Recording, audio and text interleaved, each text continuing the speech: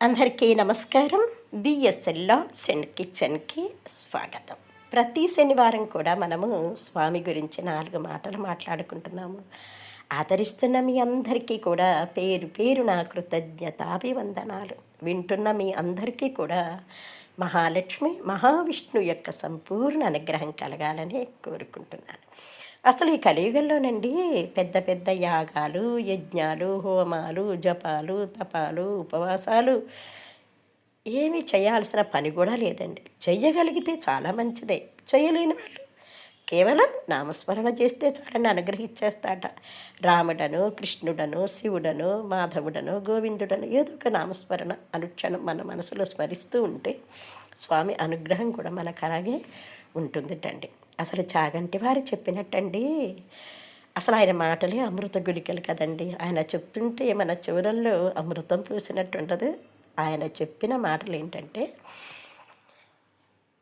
స్వామి యొక్క పాదాలు పట్టుకుంటే చాలండి మనము మహాలక్ష్మీదేవి దయగలుగుతుందట. అలాగే ఆయన పుత్రుడు కోడలైనటువంటి బ్రహ్మ సరస్వతీదేవి అనుగ్రహము, అలాగే ఆయన ప్రియ సోదరైనటువంటి పార్వతి పరమేశ్వరుడి అనుగ్రహం కూడా మనకి కలుగుతుంది.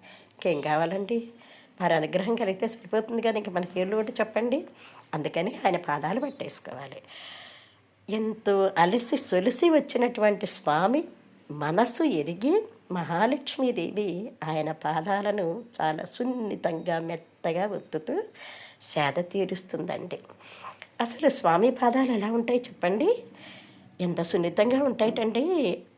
అమ్మ చేతులే లేత తమలపాకుల కంటే సున్నితంగా శుతిమెత్తగా ఉన్న అమ్మ ఆయన పాదాలు ఒత్తితేటండి స్వామి పాదాలు కందిపోతాయట. అంటే ఎంత సున్నితమైన వాడో చూడండి. దుష్ట రాక్షసును సంహరించగలవాడు, దుష్ట పీడను నివారించగలవాడైనటువంటి స్వామి పాదాలు మాత్రం చాలా సున్నితంగా ఉంటాయటండి. అందుకే స్వామి మనసెరిగి అమ్మ చాలా శుతిమెత్తగా ఒత్తి సేద తీరుస్తూ ఉంటుందండి. నిత్యాన్న పాయనే కదా.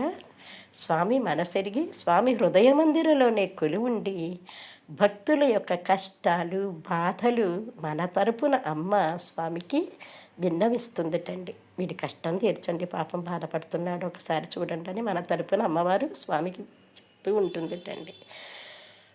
అమ్మ స్వామి ప్రతియుగంలో అవతారం దాలుస్తారు కదండి ధర్మరక్షణార్థమే. అందుకే అమ్మవారు కూడా స్వామిని ఒక్క క్షణమైనా ఉండలేని అమ్మ స్వామితో పాటు ప్రతి అవతారంలో కూడా తాను కూడా అవతారం ధారుస్తూ ధర్మరక్షణలో స్వామికి అండగా ఉంటుందండి.